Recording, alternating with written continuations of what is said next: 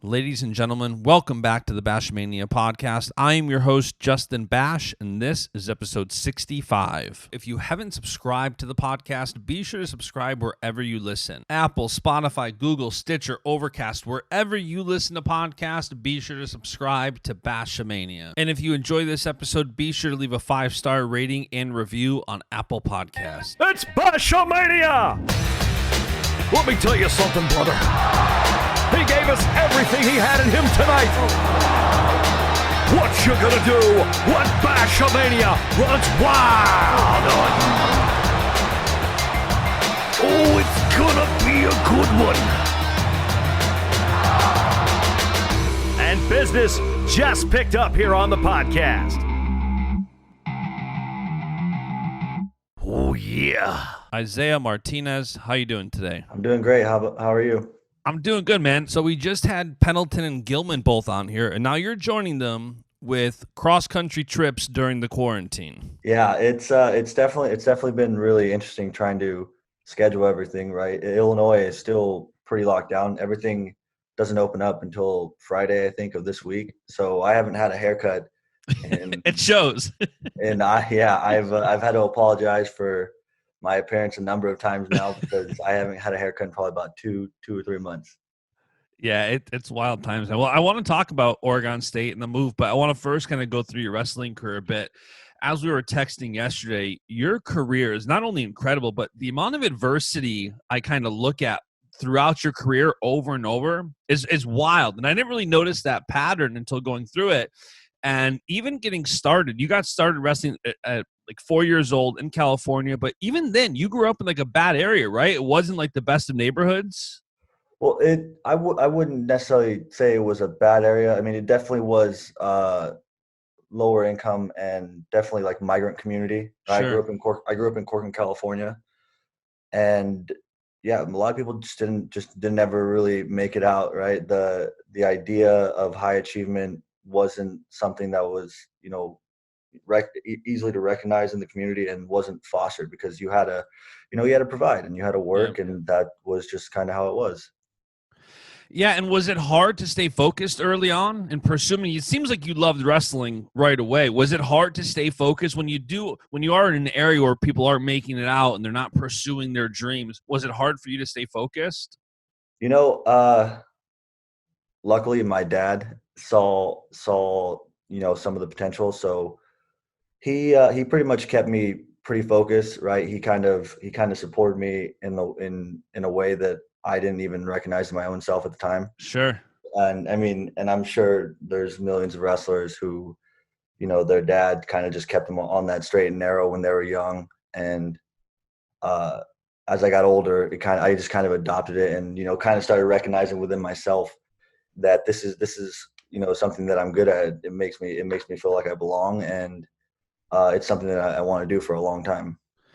And you did have success right away. I mean, you ended up being a 3-time state champ, and you said that you were kind of lackadaisical with diet and nutrition, and you weren't necessarily the top guy, but you had so much success. What do you think was an early method to that success?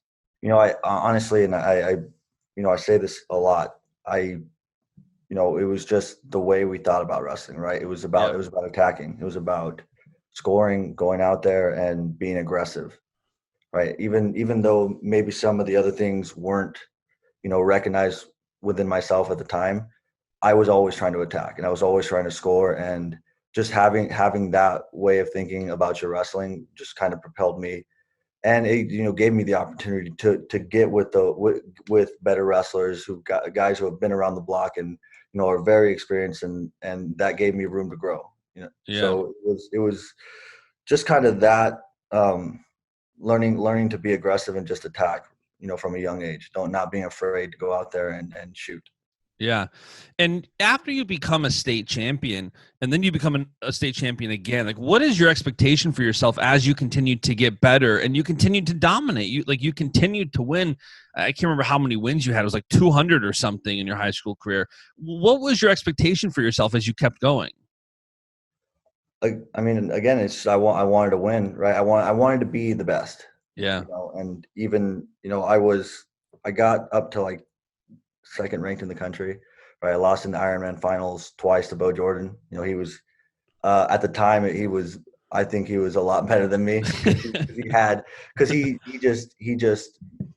was a better, more complete wrestler at the time, right? And so it was just wanting to win, and then looking at the next thing and wanting to win that, and looking ahead and always trying to win.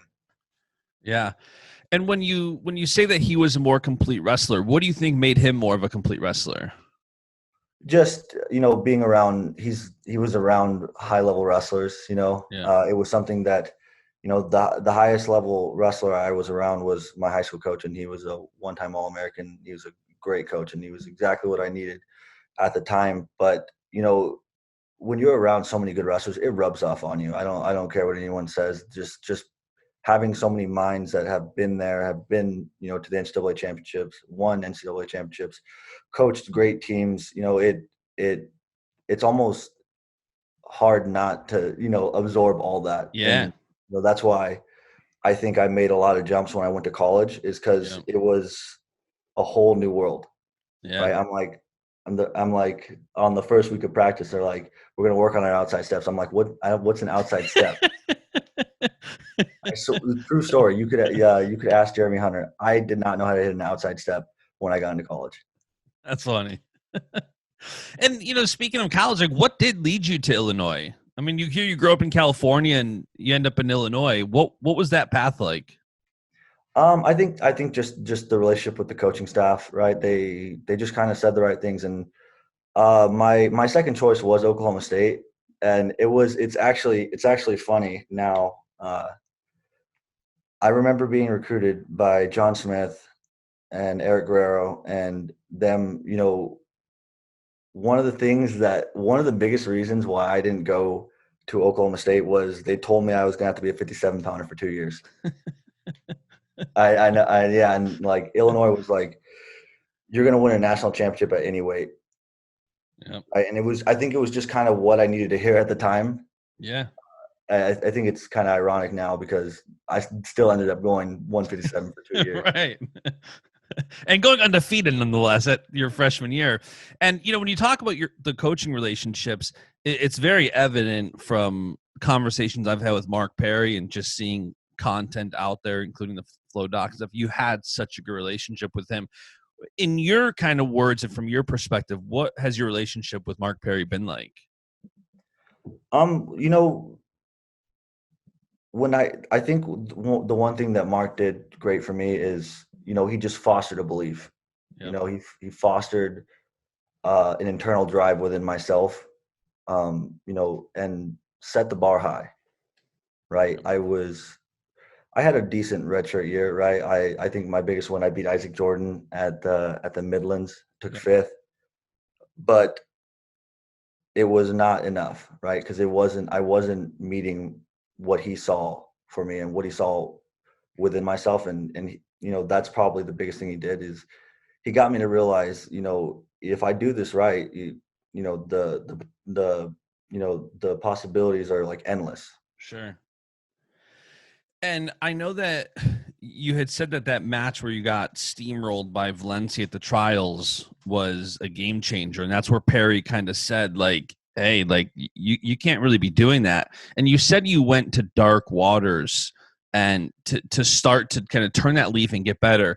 And I'm curious at how you did that, right? I think so many people or so many wrestlers here, they need to get better, or like, that's not your best. You can do better. But you actually did flip that switch. You went to what you called was deep waters and you made it happen. What do you think led you to be able to do that? You know, I think, you know, looking back, you know, I think I've done a lot of growing and, you know, maturing throughout the years. But, you know, the best way I could sum that up now is going to deep waters was purely a physical thing, right? Sure. You know, I put so much effort into my training and, you know, my conditioning that I built my body up so much that my mind felt like I couldn't lose, right? I was putting so much effort. Looking back on that now, now I'm 25, and at the time I was 19 years old. Sure. I couldn't believe the way I trained back then, honestly.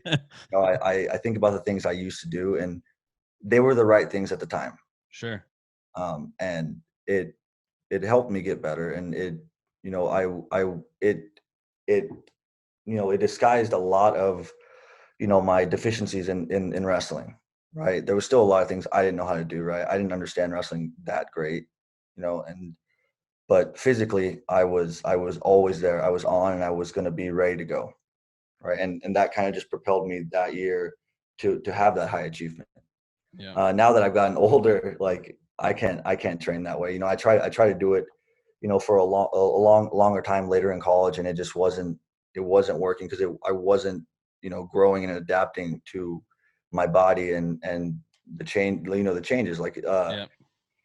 the reason I was able to do that is because I never trained like that in my entire life, and it just wasn't sustainable to do that. Right. And you did kind of find your groove, and it was only a couple months later your dad got diagnosed with cancer, and here you had said you had just gotten into a good groove. You had just gone to those deep waters, and your training's going good. And that's, hearing news like that, that's adversity. A lot of people are just like, hey, I'm taking a year off, or hey, I can't like mentally, physically cope with this. How did you persevere through that adversity? I had again, I had good coaches, Hef, Hunter, and Mark. They were great to me. The idea of taking time off, and I totally get it now. I totally get why some people have different reactions, but the one thing that kept me in it was, this was something me and my father shared, right? It was wrestling. Yeah. It was wrestling 24/7, right? If that was such a big pillar in my life and in his life that I wanted to wrestle. Yeah. It gave me, whatever I needed at the time to, keep moving. It gave me Sure. something to look forward to. Yeah. And did you feel that as not a chip on your shoulder, but it had to be extra motivation throughout that year? I mean, knowing your dad's in the stands and you're going through something, and it is giving you that strength to even go further. Do you feel like that helped propel you through that year? For sure. I mean, it's just a whole different level of intrinsic motivation, Yeah. A lot of times we get motivated by, the money, the everything on the outside. That was purely internal, right? And it was just a different kind of energy. Yeah. The urgency was there, but it wasn't fear. It was more, it gave me strength because I felt like I was doing it not for myself. Yeah. Yeah, and that's powerful stuff. And, I'm not going to go through the whole season in detail. I think Flo did a great job on that, but you end up going undefeated, becoming an undefeated freshman national champ. I don't think anybody's done it since you, and you were the first one to do it since Kale. After you did that, what was your expectation for yourself for the rest of your career? You had said that this was the first time you had a kind of the target on your back because you were always like the number 2 guy or the number 3 guy, even though you were doing so good. Now the mark was on your back. What was the expectation for yourself moving forward?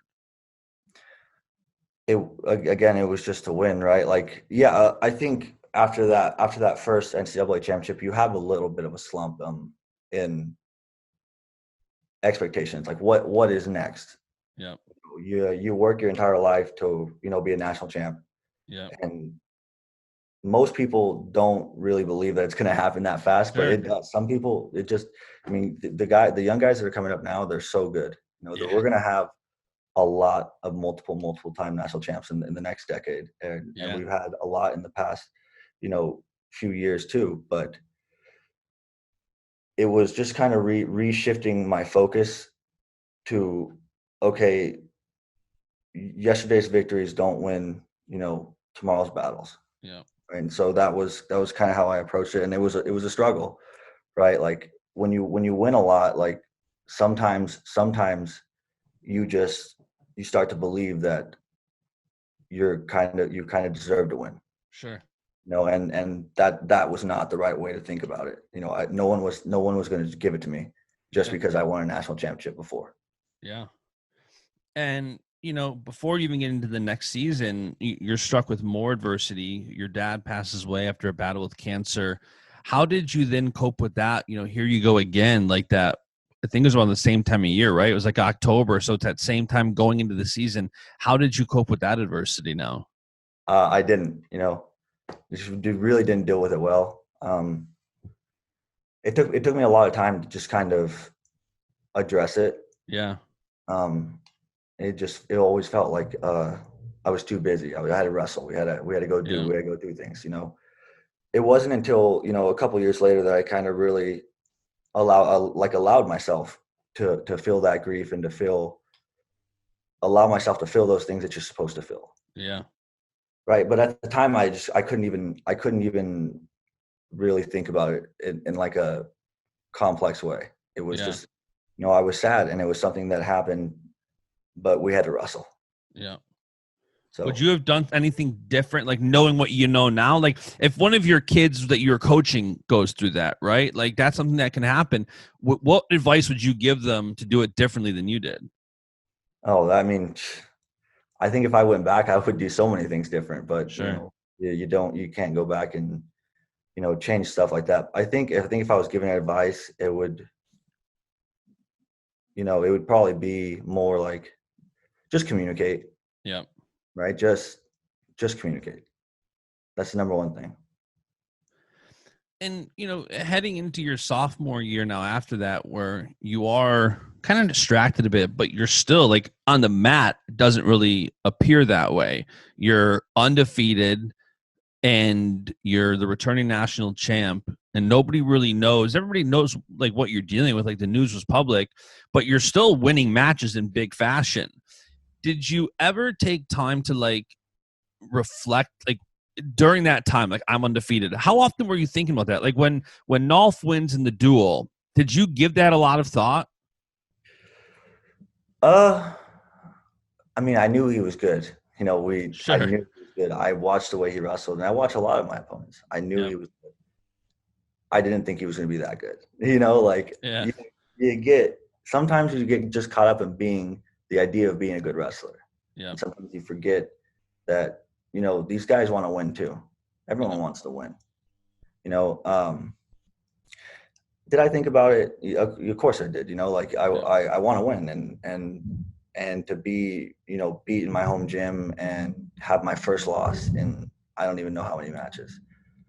It was not good. It was having to like look at myself and kind of adjust what I was doing. Yeah. Right. Because I was moving at such a pace. And the way I was wrestling, I was, aggressive, attacking, but I was also getting very frustrated. My wrestling wasn't growing. Sure. I had to change something up. And how did your perspective change? Was it just that, hey, I got to change things up? Because you didn't lose that many times. I mean, apart from your redshirt year, you only lost to Chenzo and Nolf all through college, right? So it's not like you had that many losses in college to adjust from. What was your perspective after that match that you clearly changed it and, end up winning nationals? How does your perspective change after that? It shifted from trying to like dominate, like to just win. Yeah. Right. That was one thing that, after I left college that I've kind of addressed a lot better, like recognizing everyone's talent level and everyone's skill, and being okay with just winning. It's okay to just win sometimes. I remember being in college and you have such high expectations for yourself, and you set the bar so high that, you win by 7 points and you don't feel good about it. Like that's not good for your wrestling to feel that way. I mean, it is sometimes if you're not putting the best effort and you're not giving all you have, for sure you want to feel bad about that. But, if you're doing your best and you only win by 1 point and you still feel bad about it, that's not conducive to a good mindset. And, having only those two guys who you lost to in college, do you hold on to those losses at all? Or do you kind of let them go and say, it's not like, you end up beating both of them. So it's not like, hey, those two guys, there was nobody in college who beat you that you didn't end up beating. Do you hold on to those matches at all? No, I don't think I do. I'm pretty when I do lose, I'm pretty, like I bounce back really well. Yeah.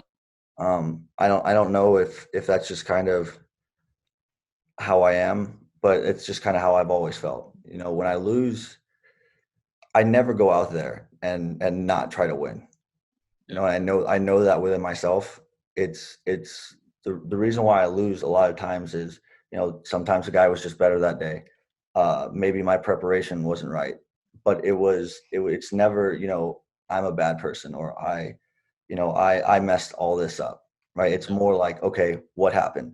Assess what happened and address it and move forward. And does that happen quickly? Like whether it's the Nolf match or the following year when you lost to Chenzo in the NCAA Finals, does that bounce back happen quick, or is it a time of just reflection and working towards it? Yeah, I would say that I'm a pretty introspective individual. Learn to be that way. I haven't always been that way. I think that just comes with a little bit of age and experience. But I would consider myself pretty introspective. So it right after like those losses, and I think Nolf was different my sophomore year. As I got older, my junior senior year, after I lost in the finals, it wasn't just my mind didn't go to look at what I've lost. It was okay. Why did this happen? Yeah. Because I knew I was going to continue to wrestle. There's going to be another day. Yep. And that's just kind of how I addressed it. And, post college, where you lost to as many guys as you won NCAA championships, you establish yourself as such a dominant wrestler. But then after college, you're kind of back in the underdog seat, right? Where you have world and Olympic champions at your weight, and you're back to kind of that, not high school mentality, but like that position where you're like, despite how good you were, you're like number 2, number 3. Was it weird shifting back to not being the top dog and kind of being the underdog? You know what? I think the biggest thing I'm grateful for, and as I transitioned to freestyle, was there was so much that I didn't know.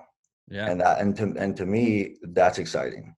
I don't know everything. I'll never know everything, but when there's something more to learn, and especially something about something like wrestling that I love, like that's exciting as an athlete. You're continuously being able to learn, and it's still that way in freestyle. There's so much, variance in techniques and different minds and training methods and mentalities, that there's so much to learn. And that's kind of been, one of my favorite things about freestyle, where folk style is much more, mechanical and pattern based, right? Because there is like systems to winning. Yep. Right. Freestyle allows a lot more creativity. And, I started becoming more creative with my wrestling, so that I love folk style, but freestyle had that benefit that, there's so many people around the world doing it, and there's so many great wrestlers that I have an endless, resource pool of information and knowledge. Yeah, for sure. And it's not a surprise that, many people are like having this Dake Burrows debate. Do you feel like there's a chip on your shoulder? Like guys like you and Nolf are not as a part of the conversation as much as you should be. Like you're one of 3 Americans, and I think one of like 9 humans to beat Burrows in a match on the senior level. Like you're right there. Do you feel like there's a chip on your shoulder? Like, why am I not in this conversation more than I am? I just think the nature of fans and people that aren't in the rooms a lot. Yeah. It's easy to see why. I understand it, so it doesn't make me angry. Yeah. Because when you know what you're capable of, and you've ran it through several times, Yeah, it's easy to have confidence in yourself. So I wouldn't say I have a chip on my shoulder. I love it, and I'm just curious from an outsider standpoint, right? Like I see guys like you and Nolf who are right there. And the funniest thing, by the way, I didn't watch the Dake Burrows debate. Jordan's a good friend of mine. Dake, I respect. I just didn't watch it, but I loved your tweet. Like K-pop isn't dead. I was cracking up. Might have been one of the best tweets about that whole debate. Yeah, my older brother and my uncle were they're fans of WWE, and we were in California one time, I think it was Christmas, and they were talking about kayfabe, and I'm like, you guys are a bunch of nerds. What are you guys talking about? And these guys they're professionals. My brother's a teacher. He's an administrator and a teacher. My uncle's an engineer, and I'm like looking at these guys like, how are you? You guys are super intelligent. You guys watch WWE. And then they kind of like gave me the whole spiel on like being a meta fan and kayfabe and like appreciating the story writing. Yep. And so I kind of did a deep dive on it, and I guess I appreciate it a lot more now. So you never watched WWE? I was a huge WWE nerd. Huge. I'm one of those guys. I loved it when the Attitude Era. I loved it when I was. Oh, it was the best. It was crazy. Who was your favorite guy?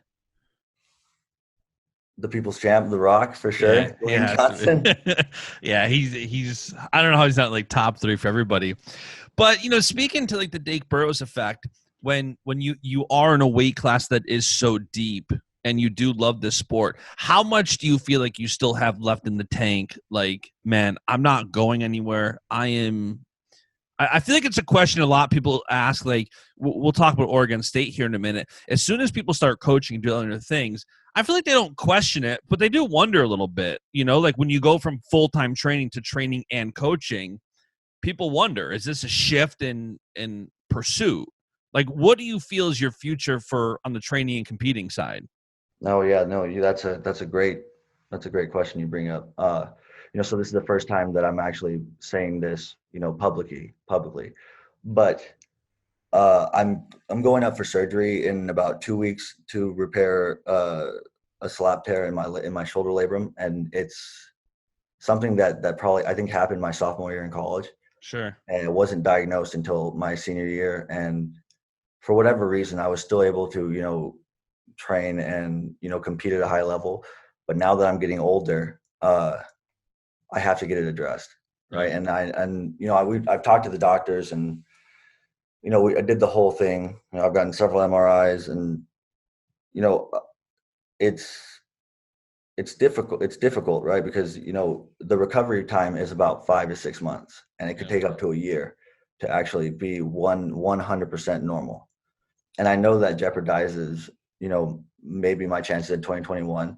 Yep. But I'm doing it for the right reasons. I'm doing it so I don't have to retire, right? Right now, like I'm training, like I'm not training right now, but you could ask my fiance. She sees a lot of it. I'm having to be propped up with like 5 pillows every night, just because this shoulder injury is progressing now that I'm getting older. So I'm getting that repaired in a couple of weeks, and I'm going to be on the shelf for several months. But I'm doing it so I can continue to wrestle. Sure. So that's, even though that it might interfere with the trials of this coming year, I'm doing it so I can continue, because I love wrestling too much to be decrepit by the time I'm 30 years old. Yep. So I'm getting that addressed, and I have plans to compete for as long as I can. I love this game. It brings me so much joy. Yeah, for sure, man. I enjoy watching you, so I enjoy your commitment to the sport. And speaking of training and plans, you're moving out to Oregon State. You're going to become an assistant coach under Chris Pendleton, who just went out there. What went into the decision to start coaching, and when start coaching, moving to Oregon State to do it there? Yeah, I just had a feeling, like I started hearing that Chris was going to get the job, and I just felt like that was something that I wanted to be a part of. I interacted with him, on trips before, and we're actually from the same hometown, so he was a guy growing up that I would see his name on the boards every single day when I go to practice, right?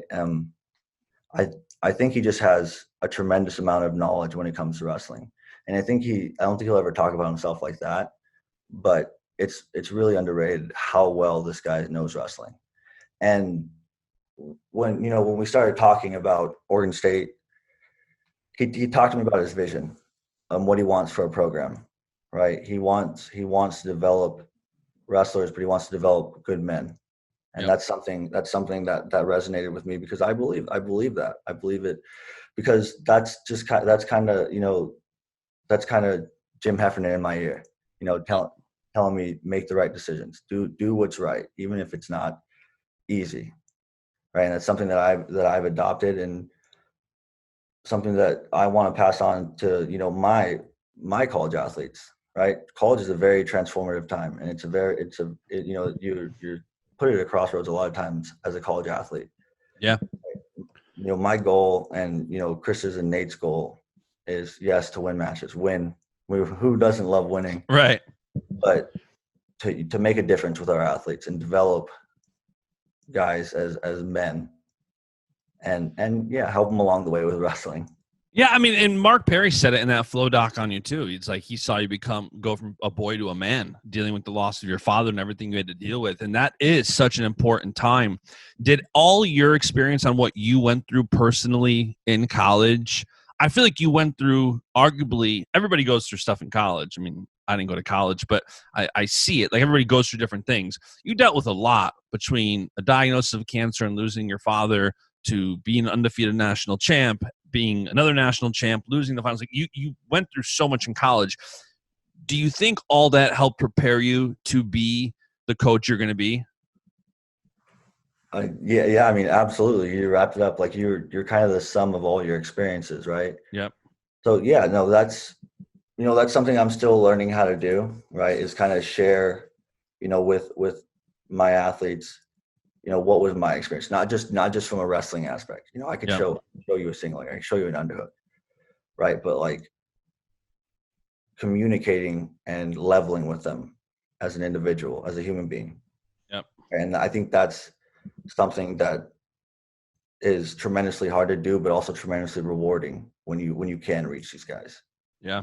So I'm having to think about a lot of my own experiences when I'm talking to my guys now, and I'm always writing things down in my notebook, things I want to tell them, things I want to say when I can finally see them. So it's this week has been, or this past, however many days since the hire has been the busiest time of my life. Right. But it's wrestling. And at the end, when the day's over and I'm done with like calls and recruiting and staring at a laptop and doing everything like that, I'm happy. Right. Because it's wrestling, and it's something that I want to be a part of, and I'm proud to be a part of Oregon State. And a lot of wrestlers have goals. I want to be a state champion. I want to be a national champion. I want to be an Olympic champion. Do you have specific goals and aspirations as a coach now? I haven't given it enough time to think about. Sure. I just want to do a great job and just, support these guys. I guess that's kind of a lame answer, but it's kind of where I'm at. No, but it's the truth. Yeah, it makes sense. Yeah, I just want to do my job good, and I want to make an impact with my guys. And I'm sure the fact that you're heading back out west has to feel good. I mean, Illinois, you're the coldest. I'm in Rochester, New York, where it gets cold too. So I'm sure it's got to feel good to head back to warmer weather. So you're moving what this week? You were saying? Mm-hmm. I'm in the process of right now just kind of packing up everything in a U-Haul and driving cross country. So I don't have a set date, but I'm hoping to be there. I'm hoping to be there early next week. Did you you've got a place all lined up, everything else? Yeah, I got this, townhouse right on the Willamette River. And I've never been the kind of guy that really wanted to live in a specific like place. But I remember seeing this, because I like fishing a lot. Like, that's one of my hobbies. I saw this place. And I'm like, I knew immediately I want to live there. And so I'm like bugging these people to like get the paperwork through. But I'm excited, and I'm happy to be, moving to Corvallis. I love Illinois, and my experience here at Illinois was exceptional, but I'm excited about the future. Yeah. Was it a hard decision to say, like, hey, Illinois, I've heard you say so many times throughout your college career what Illinois means to you, and that, you wear that black eye in your chest and you feel like Superman. Was it a hard decision to leave a place that you have so much love for? Yeah, I mean, for sure. Yes and no, right? Like, at a certain point, you kind of feel like, it's good. Yeah. If you left the place better than you found it. So yeah, it was definitely difficult, but the idea of what's coming in the future and what I get to be a part of, with Chris and Nate, it was exciting. So yeah, it was hard at first, but now I'm moving past it and just looking towards the future. Yeah, and when I had Pendleton on here, he got me excited for the program. Like, and I told him, like, listen, I'm coming out there. I love wine, and that's an amazing wine region. So I'm like, dude, I'll be coming out there, so I can understand the excitement from a coaching standpoint. From an athletic standpoint, I know you're going to be taking some time off here as you recover from surgery, but have you given much thought to how your training will be different out west? No, I mean, again, that's once we all finally get together, Yeah. and we meet at a table, we'll probably get that worked out. It's been challenging doing everything remotely because I'm on my phone 24/7. Yeah. Like ideas. Okay, what are we doing? What are we doing? Who are we calling? What are we doing? Yeah. It's gonna be nice to be there in person and to interact in person. Maybe I won't need these blue blockers so much. I wore them for like 2 months. My chiropractor recommended them to me, and now they just get annoying wearing them. But, speaking of that, like, what do you think? I know it's only been like a matter of a couple days, so don't feel like you have to have the best answer, but you seem really excited for this move. I'm curious at what, like, the best part of this has been so far, like diving into a new journey where there's so many things, from recruits and what you want to tell your guys and all these different things. What do you think has been the best part so far? Wow. Or what has gotten you the most excited so far, I should say? The guys and you look at a place like Oregon State and they have the support. The people are excited. They have the backing and they have the desire to be a really good program. And the coaches, we're all on the same page, right? We all we work really well together and we balance each other out. Sometimes I'm bouncing off the walls, and Nate, I can't say enough about how hard that dude works. He's on it 24/7. He makes me feel lazy. That's good. That's who you want to be around. You want to be around people who make you feel lazy when you're working hard. And then like Chris, like he knows so much more than I do that I'm constantly learning from him. Sometimes I'm afraid to say some things because he's a head coach, and he's got to be a more measured than me. When it comes to things, I have like big ideas and I'm like, let's do this. And he's like, we got to do this first and we got to do this first. And this is what the outcome's going to be. And I'm like, sit down. I'm like, okay, that makes sense. We should do that. But it's just the prospect of everything that comes with this move and the opportunity to continue to learn and be in wrestling and make an impact. That it's just the prospect of the future and being around these guys and making a difference. Yeah. Yeah, it's exciting, man. It's exciting just to watch and to feel the excitement. One of my favorite things about doing this podcast is talking to guys like you and Chris and feeling that excitement and being excited for a new journey and a new chapter ahead. So I'm definitely rooting for you guys. I'm going to have to get out there. Maybe my wife will come out, drink some wine, come out for a match. Can't beat that. Yeah, well, no, my fiance is pumped. She's a Pinot fan, so yeah. I'm sure she'll like it. Yeah, the Pinots out there right now are just dynamite. So good stuff, man. I'll have to come out. So listen, thank you for taking some time today and come on the show. Anything else you want to leave us with here before we end? No, just thanks for having me. And I'm excited. I can't wait to be out in Corvallis. Of course, man. Best of luck with your surgery. At least it sounds like you're going to have your hands full keeping you busy. It's not like you're just competing. Then you'd be bored out of your mind. Like, I can't train, but it sounds like you're going to have no shortage of things to do. Yeah, it's gonna be strange, but yeah, I'm excited. So. Yeah. Sweet, man. Awesome. Well, we'll chat soon. Thank you again. Thank you. And that is it for today's episode. Thank you so much for tuning in. I hope you enjoyed this conversation as much as I did. If you did enjoy this episode of the podcast, be sure to leave a 5-star rating and review on Apple Podcasts, and be sure to subscribe so you don't miss out on more episodes. For more wrestling content, be sure to follow Baschamania on Facebook, Twitter, and Instagram, and follow me. I'm at JBash on Instagram and at JustinJBash on Twitter. I'll be back with another episode shortly. See ya. And the beat goes on. and business and business and business